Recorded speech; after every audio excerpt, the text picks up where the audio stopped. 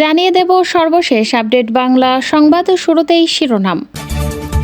শেষ রক্ষা হলো না, আন্তর্জাতিক আদালতে শেখ হাসিনার দণ্ডনীয় অপরাধের খতিয়ান 2 মাসের মধ্যে ফাঁসি কার্যকর হবে যেভাবে। শেখ হাসিনাকে পুনরায় ক্ষমতায় বসাতে রাষ্ট্রপতি শাহাবুদ্দিন চুপ্পুর গোপন ষড়যন্ত্র ফাঁস, ক্ষমতা থেকে সরাতে যে সিদ্ধান্ত নিল আসিফ নজরুল ও সমন্বয়করা। এবং সর্বশেষ জানাবো, রিমান্ডে ব্যারিস্টার সুমনের ভয়ঙ্কর অপকর্ম ফাঁস। আন্তর্জাতিক অপরাধ ট্রাইব্যুনালের প্রসিকিউটর থাকার সময় মিথ্যা সাক্ষ্য দিয়ে ফাঁসি দিয়েছিলেন জামাত নেতাদের। এতক্ষণ শুনছিলেন সংবাদ শিরোনাম, এখন থাকছে বিস্তারিত। পদত্যাগ করে দেশ ছেড়ে পালানোর আগে কি সর্বনাশ করে গেলেন শেখ হাসিনা।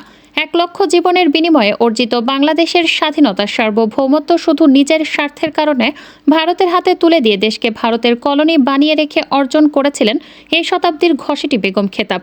একই সঙ্গে নিজের দেশ ও সংস্কৃতি ও ধর্মকে বিসর্জন দিয়ে তিনি ওই শিক্ষায় 15 বছর জ্বলেছে সারাটা দেশ। কখনো লগি বৈঠার তাণ্ডবে, কখনো চাপাতির আঘাতে, আবার কখনো পুলিশ, র্যাব কিংবা বিজিবির নির্বিচার নৃশংস গুলিতে। তার ছত্রছায়ায় বাংলাদেশে ছড়ানো হয়েছে ভয়ঙ্কর ইসলাম ভীতি এবং মুসলমানদের বানানো হয়েছে জঙ্গি, পোড়ানো হয়েছে পবিত্র কোরআন, হত্যা করা হয়েছে শত শত আলেমদেরকে, ফাঁসিতে ঝোলানো হয়েছে শহীদ কাদের মোল্লা সহ এই বাংলার শ্রেষ্ঠ সন্তানদেরকে। রিমান্ডে নিয়ে টর্চার, বিচার বহির্ভূত হত্যাকাণ্ড, ক্রসফায়ার এবং গুমসহ মানবাধিকার লঙ্ঘনের খতিয়ানগুলো হাজার বছরের ইতিহাস হয়ে থাকবে। বিশ্বের প্রথম লেডি হিটলার হিসেবে তিনি অমর হয়ে থাকবেন দুনিয়ার ইতিহাসে। তার হিংসা ও ঘৃণাতন্ত্রের ছোবলে পুরো দেশে একসময় ছিল আস্তিক নাস্তিক বলে বিভক্ত এবং চরম ফিতনাতে নিমজ্জিত। তার শাসনামলে মুক্তিযোদ্ধা আর রাজাকারের বাচ্চা চেতনার নামে স্বাধীনতার পক্ষ বিপক্ষ দ্বন্দ্ব তৈরি করে পুরো দেশকে নিশ্চিত সংঘাত এবং গৃহযুদ্ধের দিকে ঠেলে দিয়েছিল। দেশের পুরো রাজনীতিকে সালে লৌহ পিঞ্জরে আবদ্ধ করে অন্যান্য সকল দল, মত এবং পথকে ক্রিমিনালাইজ করে গণতন্ত্রকে কবর দিয়ে সামনে এগিয়ে যাবার সকল পথ বন্ধ করে রেখেছিল।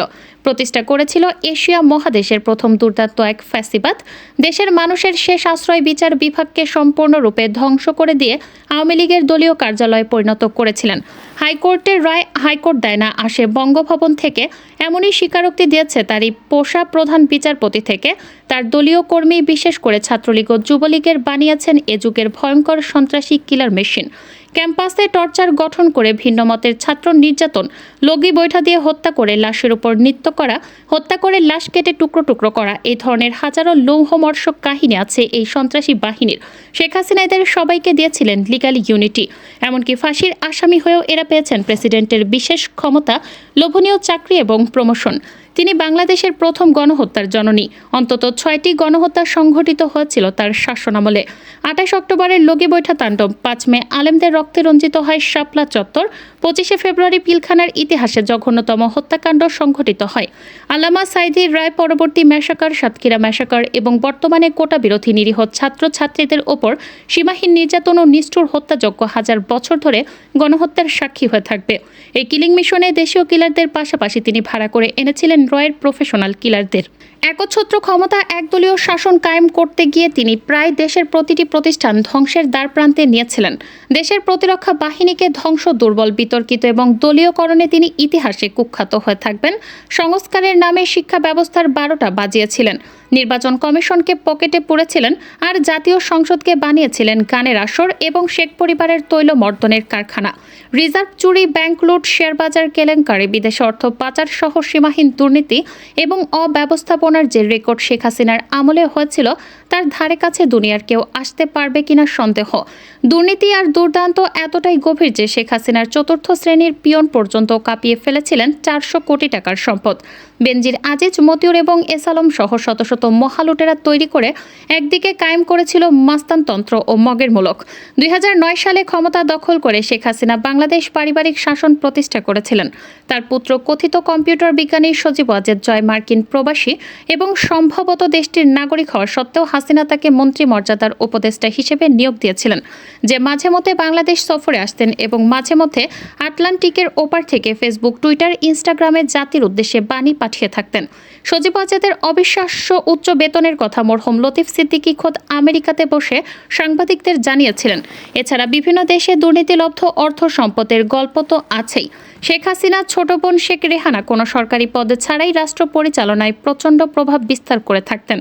শেখ রেহানার স্বামীর ছোট ভাই মেজর জেনারেল তারিক সিদ্দিকীকে শেখ হাসিনার মন্ত্রীর পদমর্যাদায় নিরাপত্তা উপদেষ্টা পদে নিয়োগ দিয়েছিলেন।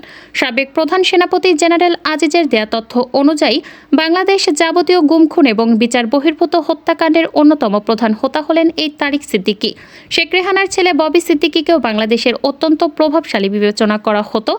তিনি দীর্ঘদিন প্রধানমন্ত্রীর কার্যালয়ের ভেতরে বসে সম্ভবত ইউএনডিপি কভারে কাজ করেছেন। শেখ হাসিনার কন্যা পুতুল এবং তার স্বামী আরব আমিরাতে বিপুল সম্পদের কথা এখন ওপেন সিক্রেট।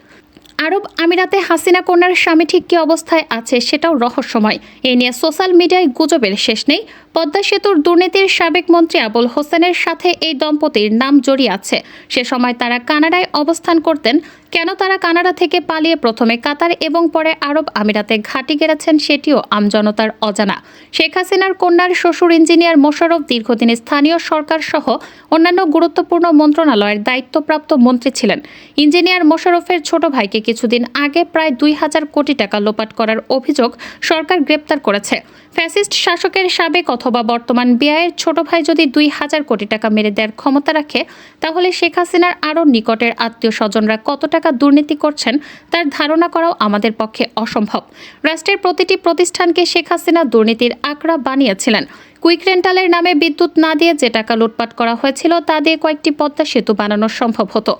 রূপপুর পারমাণবিক বিদ্যুৎ প্রকল্পের নামে দেশে বিদেশে লুণ্ঠনকারীদের জন্য টাকার খনি তৈরি করা হয়েছিল।